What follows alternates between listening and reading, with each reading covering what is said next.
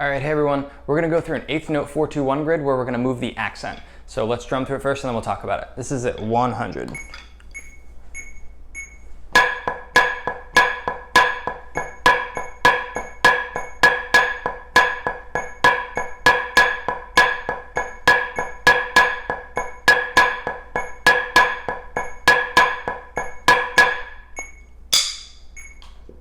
So the first thing I want to talk about is the rhythms, making sure you understand them and that you can count them.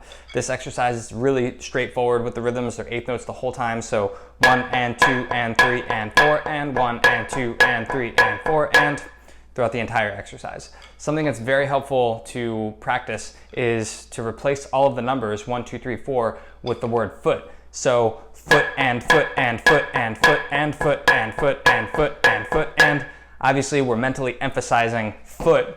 So it's going to help you stay in time. It's going to help what you're playing line up with your feet. And it's especially helpful when you're playing anything, for instance, the second bar, anything where an accent does not happen when your foot hits the ground. So foot and foot and foot and foot and we're still emphasizing when our foot does hit the ground. So that helps to stay in time.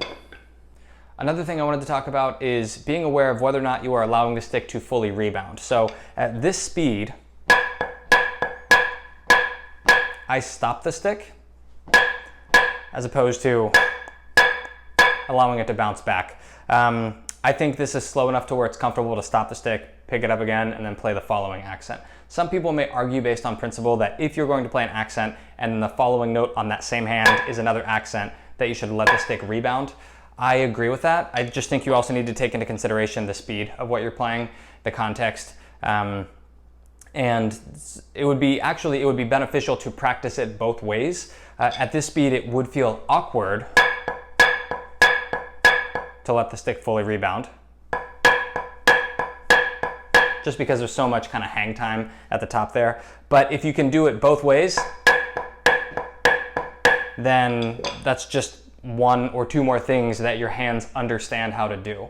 But the last thought on which way is the right way is, in a drumline setting, it just depends on, you have people standing next to you. Whatever has been defined as what you're gonna do is the right way to do it. The last thing I wanted to talk about on this exercise is a variation of it where you play the whole thing with one hand. So let's go through that and then we'll talk about why. This is at 100 still.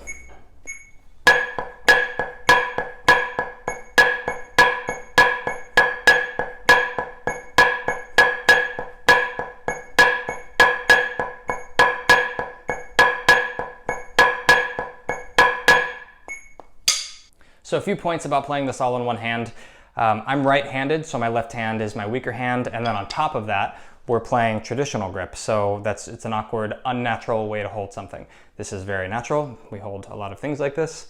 We don't hold anything like this. It's super weird. So get practice on that left hand. So when we're playing this accent tap exercise, it's just a lot of accent tap you're getting on one hand.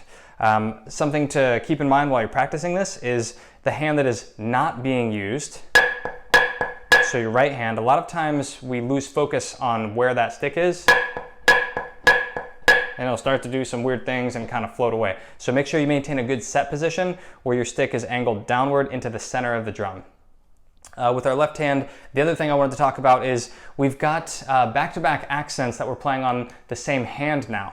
And what that's gonna do is, let's take a look at the one section, 1 and 2 and 3 and 4. So I remember when I started practicing accent tap patterns where I had two accents in a row, it felt awkward. And the reason is because we think we're playing the same thing twice in a row, and we are playing two accents, but we're not doing the same thing. The first one is rebounded, and the second one is not. So we're playing an upstroke and then a downstroke. So that can feel like a little bit of a puzzle in your hands at first, or a little bit awkward. But if you ever find anything that feels like that, that's good. You should explore that, you should figure it out, because then that's one more thing you can do. So bounce, stop, bounce, stop. So make sure if that feels a little bit strange to you that you practice it specifically until it doesn't feel strange anymore. All right, let me know if there's anything in particular you guys would like me to go over. If you have any questions in general about drumline or auditioning or technique, feel free to shoot me an email. And if you want to hop over to the website, timwoodtheory.com, I'll have all these exercises organized into categories. So if you really just want to hit a double beat or rolls exercise, something like that, they will be in their separate sections. And I'll have PDFs to these soon. I'll upload them as quickly as I can. All right, hope that helps. Have fun, good luck. See you next time.